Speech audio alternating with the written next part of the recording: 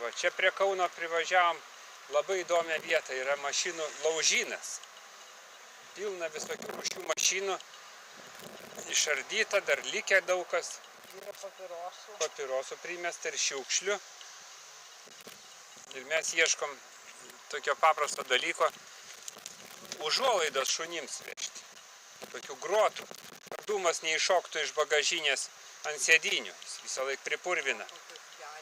O, čia graži mašina, čia, žinai kas yra? Koks tai senas Mercedesas gal?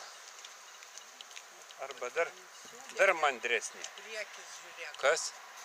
Sudegė, jo, tas sudegus, gal žuvė žmogus. Čia labai įdomu. Dar vėlelė ten tūkį. Oi, Mazdos yra, visokių rūšių. O čia kas? Čia labai įdomu.